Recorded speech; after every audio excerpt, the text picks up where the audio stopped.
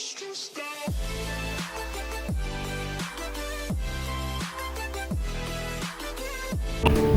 ketemu lagi di Beloy Creative Center. Kali ini kita akan membahas tentang sistem imun. Ya, oke teman-teman para biologi mania. Sistem imun ini sebenarnya bukan hal istilah baru yang kita dengar, ini sudah pasti sering kita dengar. Kita akan bahas sebenarnya fungsi sistem imun itu apa sih? Pertama, penangkal benda, ya, artinya ada zat asing yang masuk dalam tubuh. Yang kedua, untuk keseimbangan fungsi tubuh, terutama untuk menjaga keseimbangan komponen tubuh yang telah tua. Ya. Kemudian sebagai pendeteksi adanya sel-sel abnormal, mutasi atau ganas serta mengajukannya. Ya, pada gambar kita bisa lihat dengan jelas bagaimana keadaan di luar tubuh. Misalnya ada penghalang kulit, kemudian ada luka, ada bakteri yang sebenarnya patogen, kemudian ada lisosim yang terdapat dalam keringat. Ya, di dalam tubuh itu kemudian akan ada respon imun. Ya, nanti akan kita lebih bahas lebih jauh seperti apa respon imun itu. Oke. Oke, selanjutnya fungsi imun itu sebenarnya ada banyak ya. Selain penangkal benda asing, itu juga bisa untuk menjaga keseimbangan fungsi tubuh, terutama keseimbangan komponen yang telah tua. Kemudian ini juga sebagai pendeteksi ya, sel-sel yang normal termutasi dan menghancurkannya. Nah, pada tabel sebelumnya kita akan lihat bahwa sistem pertahanan ini sebenarnya ada dua jenis berdasarkan fungsinya kan, ada yang non spesifik, ada juga yang spesifik. Oke. Pertahanan tubuh ini bisa dibagi dari beberapa tingkatan. Kalau pertahanan tubuh pertama itu seperti kulit, membran mukosa, sekresi dari kulit dan membran mukosa. Jadi artinya pertahanan tubuh yang paling awal ketika ada zat asing yang akan masuk ke dalam tubuh. Kemudian garis pertahanan kedua itu sel darah putih, fagositosis, kemudian protein antimikroba dan respon peradangan. Nah, sedangkan garis pertahanan yang paling terakhir di dalam tubuh kita itu adalah limfosit dan antibodi. Oke. Selain tingkatan sistem pertahanan tadi, sebenarnya tubuh kita punya pertahanan tubuh alami ya. Artinya ini sudah disediakan memang oleh tubuh secara natural. Pertama, ada air mata yang bersifat lisosim, kemudian ada juga yang lisosim pada mukus dalam hidung, ada lisosim pada ludah, kemudian pada saluran udara ada mukus dan silia dan asam lemak dan bakteri alami ya. Nah, sedangkan pada bagian tubuh bagian bawah ada juga bakteri dalam pada vagina, pada usus besar, kemudian lisosim pada usus halus, kemudian juga ada lisosim pada urin. Jadi sebenarnya tubuh kita punya sistem pertahanan yang sifatnya alami ya.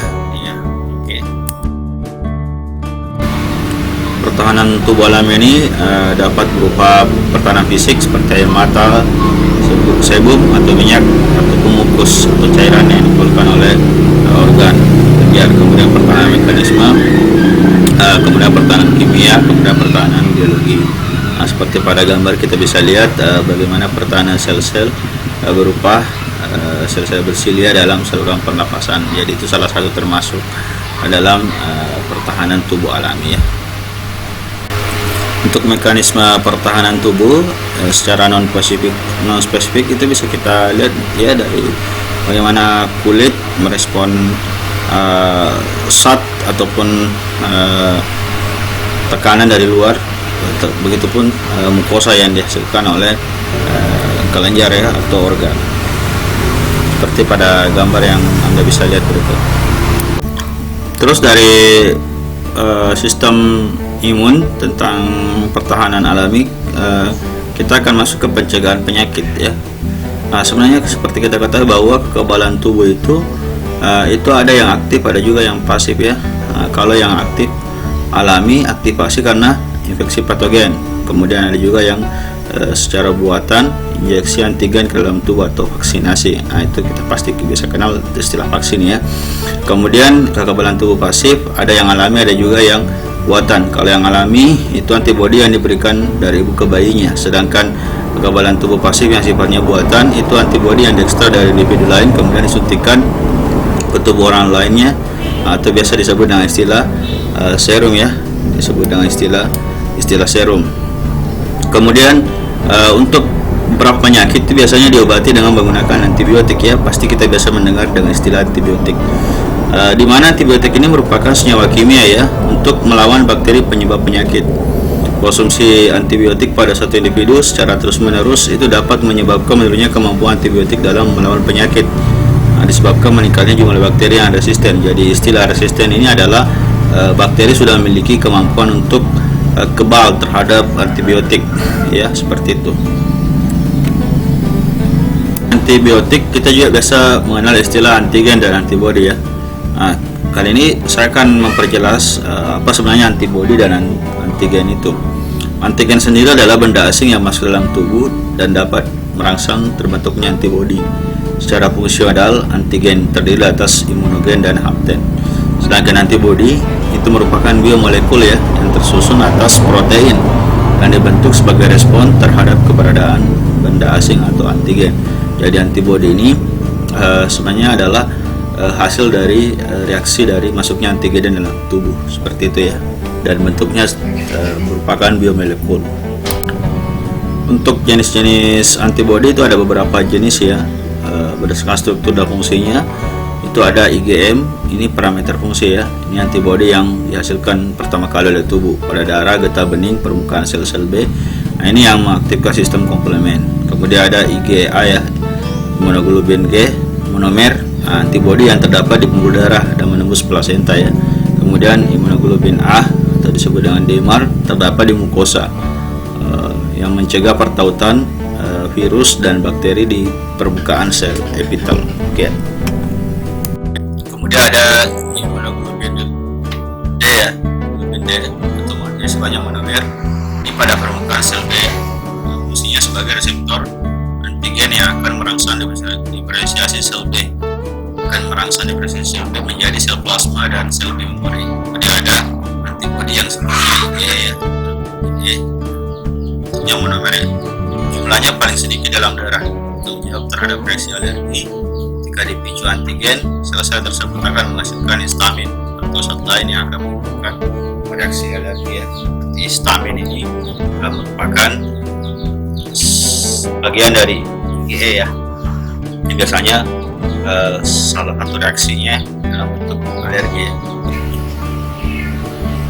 Kemudian ada beberapa organ yang terlibat dalam sistem pertahanan tubuh, itu termasuk sumsum tulang, kemudian sel darah ya, termasuk sumsum tulang dan sel darah. Untuk sel darah sendiri itu terdiri atas sel darah merah, keping-keping darah dan leukosit. Nah, leukosit inilah atau sel darah putih inilah yang kemudian yang akan berfungsi sebagai proses fagositosis ya, atau peristiwa mencerna zat asing atau patogen yang masuk ke dalam sel, seperti yang ditampilkan oleh video berikut ini.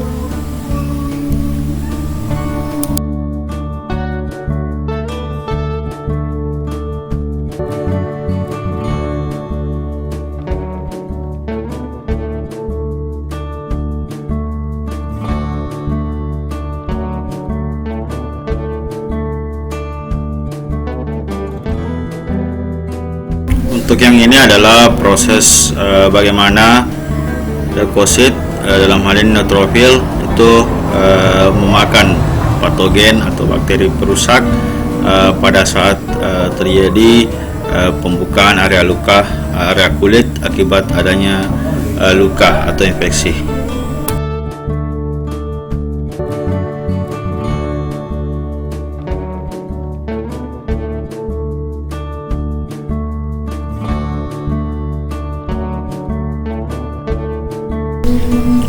Untuk mekanisme pertahanan tubuh, kita akan masuk ke sel-sel yang terlibat dalam respon imunitas.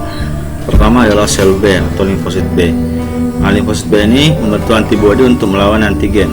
Sel B ini berdiferensiasi menjadi sel plasma atau produksi antibodi, dan sel memori berfungsi dalam respon imunitas sekunder ya. Nah, kemudian sel T atau limfosit T yaitu sel darah putih yang mampu mengenali dan membedakan jenis antigen atau patogen yang spesifik. Saat pengenalan antigen, sel T berdiferensiasi menjadi sel T memori dan sel T vektor. Nama ini sel T helper atau sel T penolong dan sel T suppressor. Kemudian makrofag ini adalah sel fagosit besar dalam jaringan, berasal dari perkembangan sel darah putih. Nah, ini yang akan berfungsi menelan antigen atau bakteri untuk dihancurkan secara enzimatik seperti pada video sebelumnya pada saat peran makrofag dalam peristiwa fagosit pada sel patogen pada perlukaan. Kemudian sel pembunuh alami atau NK atau natural killer ini adalah sekumpulan limfosit T dan B yang bersifat sitotoksit. Oke ya. Kemudian mekanisme pertahanan tubuh dalam hal ini pertahanan spesifik atau adaptif. Kita akan lihat bagaimana mekanisme respon imunitas humoral yang diperankan oleh antibodi ya. Nah, pertama antigen akan masuk ke tubuh ya. Anda kan sudah tahu sebelumnya pengertian antigen ya. Kemudian dibawa ke limfosit B. Nah, kemudian teraktivasi limfosit B. Setelah itu terjadi proliferasi menghasilkan tiruan sel B. Nah, kemudian tiruan sel B ataupun yang menyerupai sel B diferensiasi ini itu akan ke sel plasma, kemudian sekresi antibodi dan dibawa ke lokasi infeksi. Kemudian terjadi kompleks antigen antibodi mengaktifkan antigen. Tiruan sel B yang tidak berdiferensiasi itu akan menetap di jaringan limfoid. Masih ingatkan jaringan limfoid ada menjadi sel B memori yang berfungsi dalam respon imunitas sekunder jika terjadi pajanan antigen yang sama secara berulang. Nah, secara sederhana bahwa sel B ini akan membentuk tiruan dan selanjutnya yang tidak terdiferensiasi itu kemudian akan menjadi sel B memori yang akan mengenali patogen ketika masuk kembali ke dalam tubuh untuk kemudian untuk program dan jenis imunisasi atau masukkan vaksin ke dalam tubuh itu biasanya ada beberapa jenis seperti jenis imunisasi BCG itu Bacillus calmette-guerin. Itu penyakit yang dicegah itu TBC atau tuberkulosis. Kemudian hepatitis B, penyakitnya itu hepatitis B infeksi organ hati. Kemudian imunisasi polio, DPT, campak, HIV, meningitis itu ya, meningitis radang selaput otak. Kemudian MMR ada campak gondongan dan campak Jerman. Kemudian tipoid itu jenis imunisasi untuk tipes dan jenis imunisasi varicella untuk cacar air. Oke ya. Kemudian ada beberapa penyakit yang berhubungan dengan sistem kekebalan. Salah satunya yaitu AIDS ya. Virus ini disebut dengan HIV, Human Immunodeficiency Virus. Ini yang menginfeksi sel T limfosit, masih ingat kan? Nah, kemudian sel T yang terinfeksi itu memati virus baru dalam jangka waktu yang lama. HIV juga dapat menetap selama bertahun-tahun sebagai provirus yang selalu menyerang sistem kekebalan. Kemudian penyakit autoimunitas. Nah, itu adalah kelainan di mana sistem kekebalan tubuh menyerang jaringan tubuh sendiri.